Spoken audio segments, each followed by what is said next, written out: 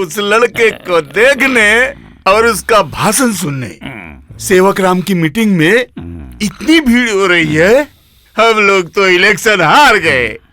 अरे उस गधे को तो खरीदा भी नहीं जा सकता, तो अभी क्या करना पड़ेगा ये तो बताओ। कुछ नहीं कर सकते, वो इतना पॉपुलर हो गया है कि अब हम लोग कुछ नहीं कर सकते। तुम चुप रहो तो। मैंने सोच लिया है, उस साले को खत्म कर दो, खत्म कर दो।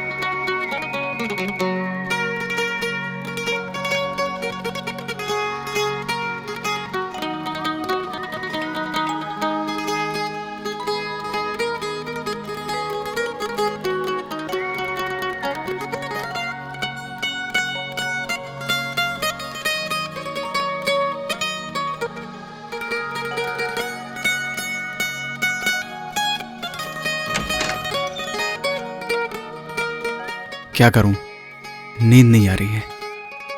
मुझे भी।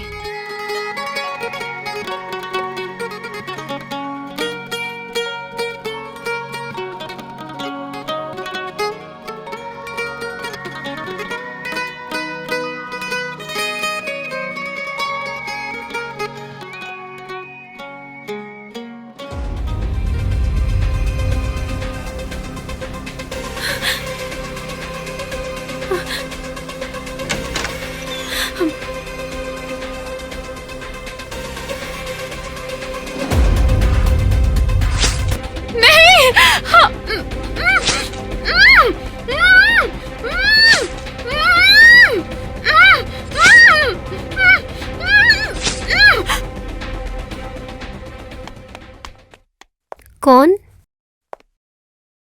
ओह,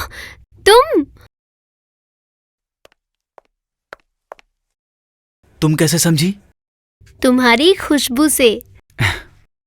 कैसी हो बोलो? तुम्हें क्या मतलब है?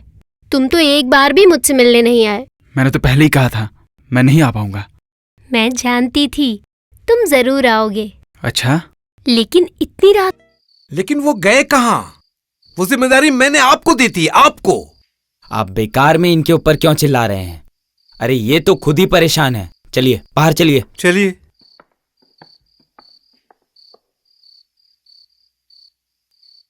तो आप यहाँ क्या कर रहे हैं? जाइए, उसको ढूंढिए, उसकी रक्षा कीजिए। जिन्होंने उनको मारा है वो फिर उन्हें मार सकते हैं।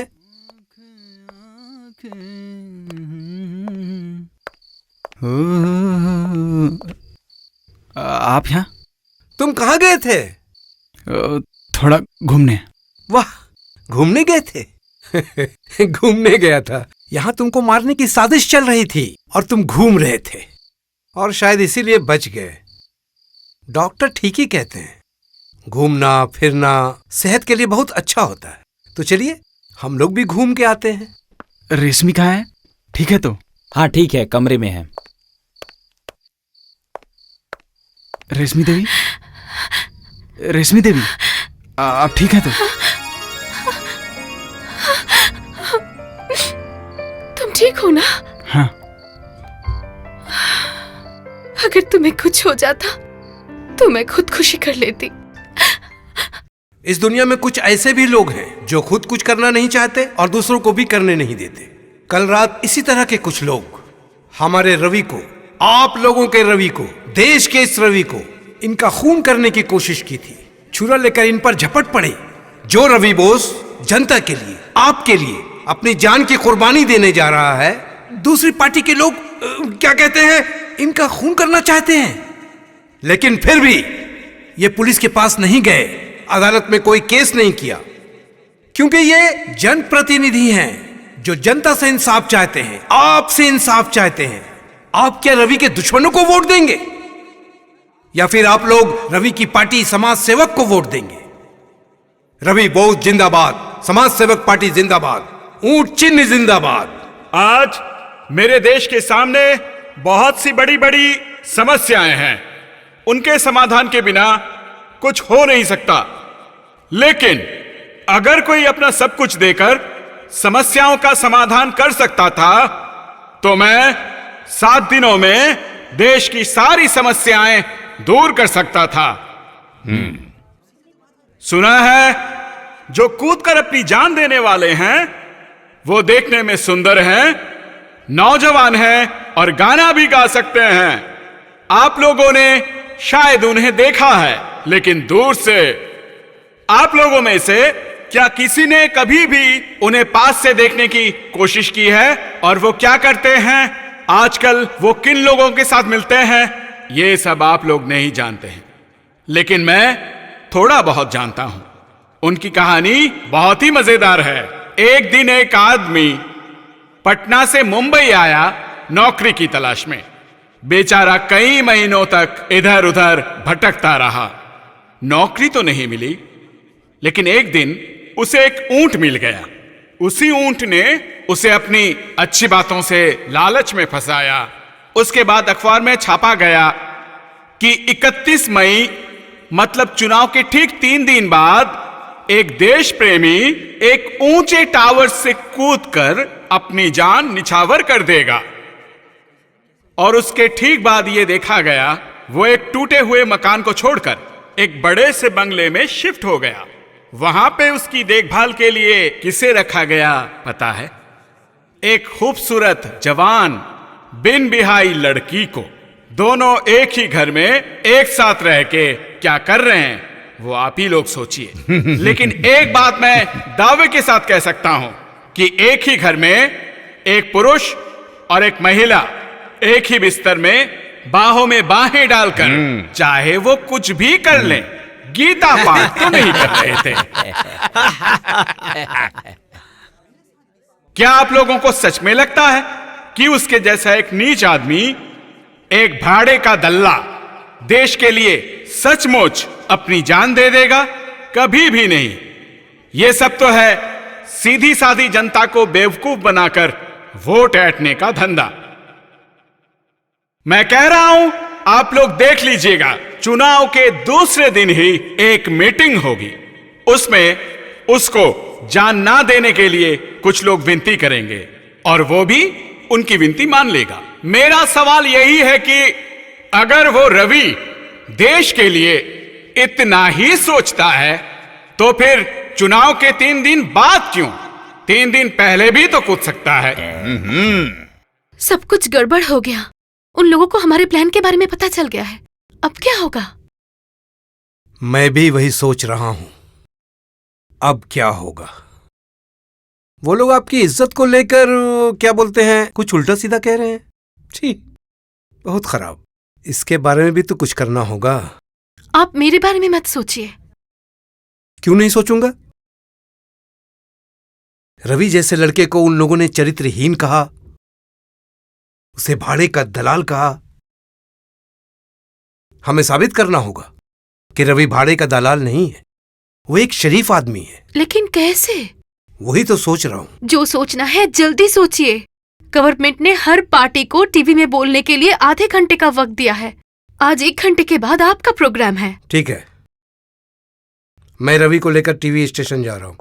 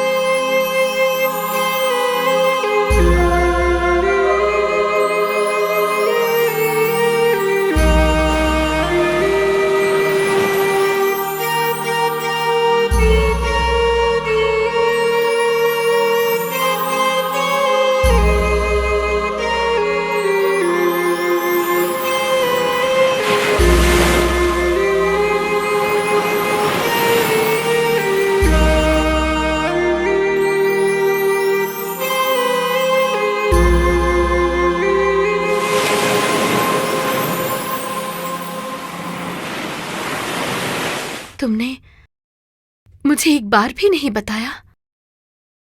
इतनी बड़ी बात तुमने मुझसे छुपा कर रखी, क्यों? सेवकराम ने मना किया था। उन्होंने कहा था तुम्हें कुछ भी बताने से वो ज्योति के इलाज के पैसे नहीं देंगे, और वो पैसे नहीं मिलने से उसका ऑपरेशन नहीं हो पाता, और वो कभी भी देख नहीं पाती। उसके लिए तुम उतनी ऊंचाई से कूदने के लिए भी राजी हो गए? उसके लिए तुम अपनी जान भी दे सकते हो? इतना प्यार करते हो तुम उसे? हाँ। मैंने तुम्हें पहचानने में गलती नहीं की। तुम सच में बहुत अच्छे हो। मैंने तो अपने आप को ही धोखा दे दिया। मैंने कभी ठीक से देखा ही नहीं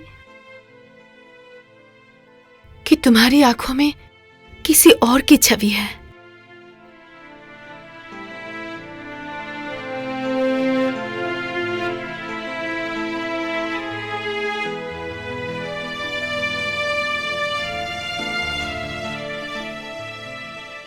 रेशमी देवी,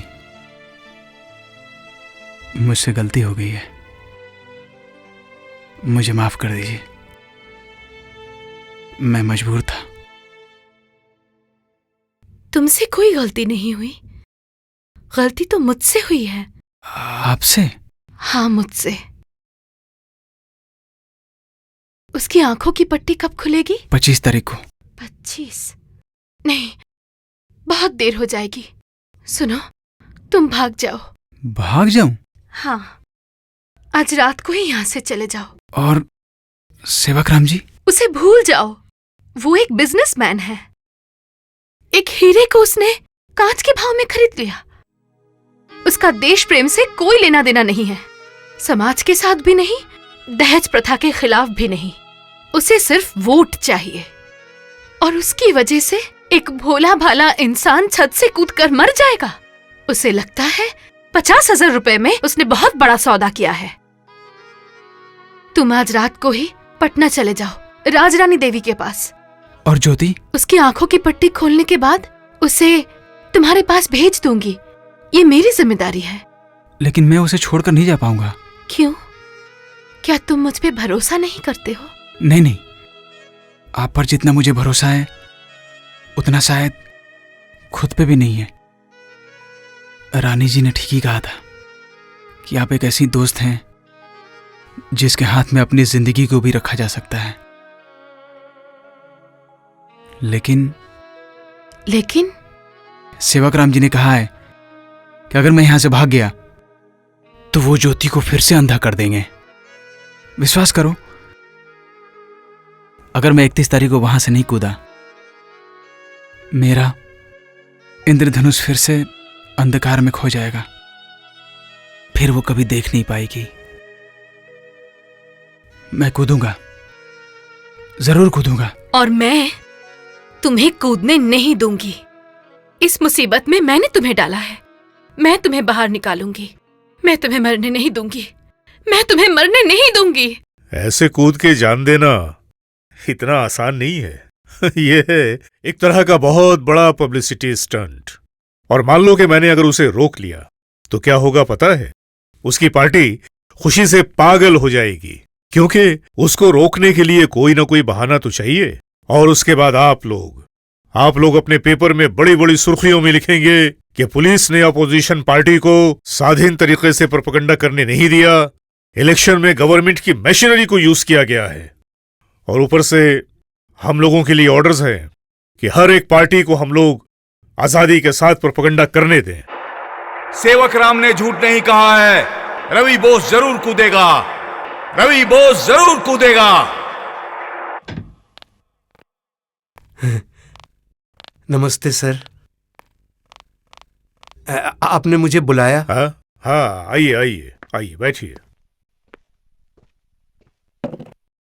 सुनने में आया है कि आपने किसी को ऊपर से कूदने के लिए मजबूर किया है। सर, सचमुच का कूदना और कूदने की धमकी देना दोनों में बहुत फर्क है। क्या कहते हैं, ये दहेज प्रथा, ये है एक बीमारी, एक रोग, एक कैंसर। ये समाज का एक कैंसर है, इसको दूर करना हम सबकी जिम्मेदारी है सर। मैं तो सिर्फ अपना फर्ज अदा कर रहा हूँ सर, इसमें मजबूर करने की बात कहाँ से आ गई सर? प्रचार प्रचार की तरह से ही रहना चाहिए, ये याद रखिएगा। आप लोग समझ क्यों नहीं रहे हैं? मैं रवि बोस को बहुत अच्छे से जानती हूँ। वो टावर से कूदकर जरूर अपनी जान दे देगा। जान देना इतना आसान नहीं है मैडम। देखिएगा, सही समय पे उसे कूदने से रोक दिया जाएगा। सर्कस की टिकटें भी बिकेगी, हाउसफुल भी होगा, लेकिन सर्कस नहीं होगा। तब वही जनता सर्कस को आपके हवाले कर देगी और रवि के टुकड़े टुकड़े कर देगी। एक भी वोट नहीं मिलेगा और डिपॉजिट भी नहीं मिलेगा। अब समझ में आ रहा है ना? मैं समझ गई, आप ठीक कह रहे हैं। एक भी वोट नहीं मिलेगा और पार्टी भी डूब जाएगी, लेकिन सेवक राम की नहीं, आपकी। क्यों? क्योंकि रवि बोस जरूर कूदेगा और अपने साथ सबको लेकर डूबेगा। अरे बाप रे!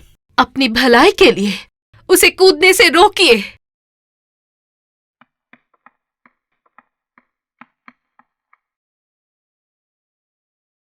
इसकी बातों से तो लग रहा है वो कूदेगा ही।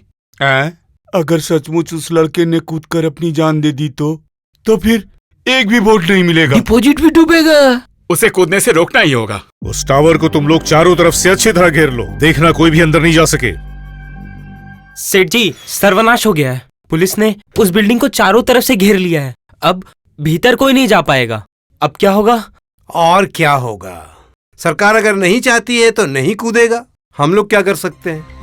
1 घंटे पहले रवि बाबू को बुलाया था, अभी तक नहीं आए। 3 बार अनिल को भेजा था, आया नहीं। कहाँ है? सर, रवि जी घर पर नहीं है, वो कहीं मिल नहीं रहे हैं। अब क्या होगा सर? जाओ ढूंढो, ढूंढ के निकालो, उसको ढूंढ कर निकालना ही होगा। लेकिन रवि कहाँ जा सकता है? आज 2 बजे तुम्हारी बैंडेज खुलने वाली है ना? हाँ, बात तो यही थी, लेकिन नरीमन पॉइंट पे 4 बजे कुछ तो होने वाला है। सभी वो देखना चाहते हैं, इसलिए डॉक्टर साहब ने कहा 4 बजे के बाद बैंडेज खोलेंगे। मैंने कहा ठीक है। लेकिन मुझे एक काम से बहुत दूर जाना है। तो फिर तुम 4 बजे के बाद जाना। नहीं, ऐसा नहीं हो पाएगा। मेरा सफर 4 बजे शुरू होगा। सब रेडी है, जाना ही पड़ेगा। लेकिन पट्टी खुलने पर मैं सबसे पहले तुम्हें देखना चाहती हूँ। देख पाओगी, मुझे जरूर देख पाओगी। तारों से भरे आसमान में, हर फूल की खुशबू में मुझे ढूंढोगी तो मिल जाऊंगा मैं। सुनो ना, आज तुम मत जाओ। आज मुझे रोकने की कोशिश मत करो ज्योति, नहीं तो सब कुछ गड़बड़ हो जाएगा। क्या गड़बड़ हो जाएगा? तुम्हें कैसे समझाऊं मैं? आज अगर मैं नहीं गया तो फिर आसमान में कभी तारे नजर नहीं आएंगे, फूल और कभी खिलेंगे नहीं, इंद्रधनुष फिर नहीं दिखेगा, सूरज हमेशा के लिए अस्त हो जाएगा, सब कुछ अंधेरे में डूब जाएगा। तुम क्या चाहती हो कि बस अंधेरा हो जाए? बोलो। तो फिर मुझे जाने दो प्लीज। अच्छा, बताओ कब तक वापस आओगे? अभी कुछ बता नहीं सकता। असल में मैं जहां भी जाऊंगा तुम्हारे पास, तुम्हारे साथ ही रहूंगा ना? हाँ। तो फिर मैं जाऊं?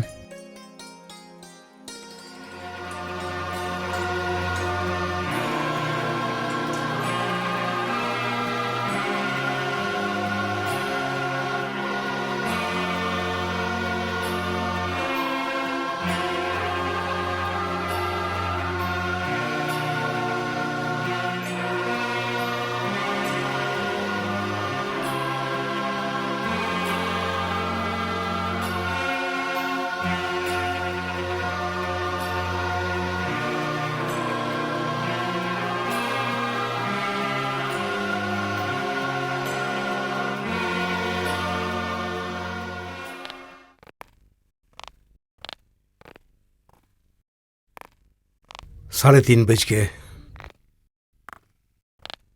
कहाँ गया है?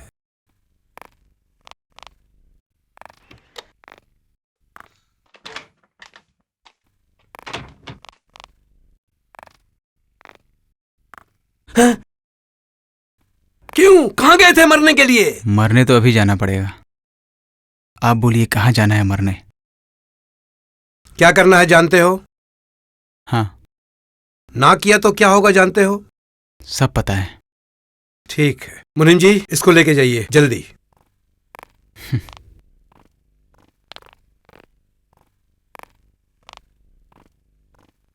अरे ये सब राजनीति बहुत देखे हमने। कहाँ पे है? अरे मैं बोल रहा हूँ कोई नहीं कूदेगा। ये सब राजनीतिक चाल है। मैं यहाँ हूँ। अरे कहाँ कहाँ? अरे वो रहा हाँ वो रहा खड़ा है आपके पीछे वाले बिल्डिंग के ऊपर। ओह माय गॉड, अरे बाप रे, लगता है ये कूदने वाला हाँ है। यहाँ पे। वो उस बिल्डिंग में है। Stop him inspector, stop him.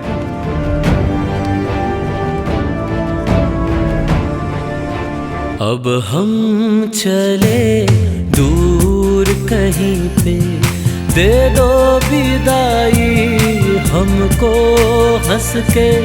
अब हम चले दूर कहीं पे, दे दो विदाई हमको हंस के। मौत बनी है साथी अपनी, मौत बनी है साथी अपनी। अपनाएंगे उसको हंस के, दे दो विदाई हमको हंस के।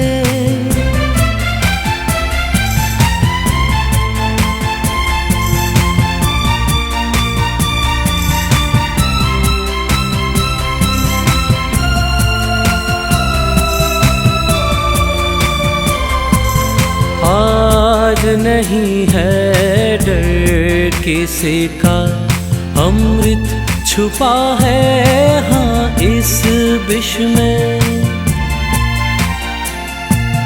आज नहीं है डर किसी का, अमृत छुपा है हाँ इस विष में।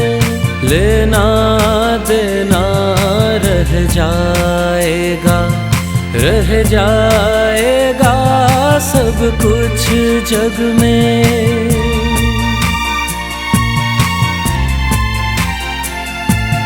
मौत बनी है साथी अपनी, मौत बनी है साथी अपनी। अपनाएंगे उसको हंस के, दे दो विदाई हमको हंस के।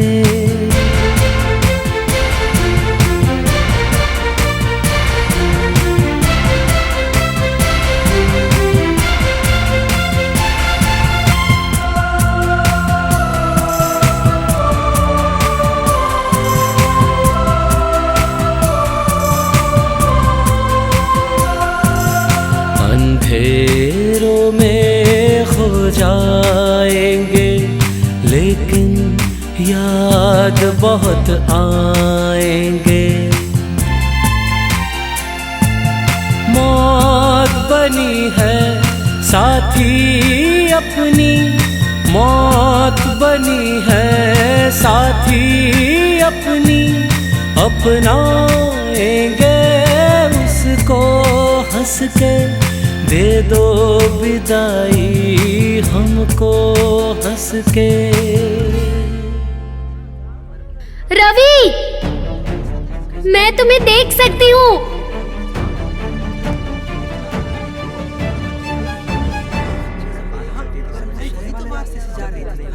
रवि, मैं तुम्हें देख सकती हूँ, मैं तुम्हें देख सकती हूँ रवि। अपनी कसम देकर उसे रोक लो। रवि, तुम्हें मेरी कसम है, मत कूदना।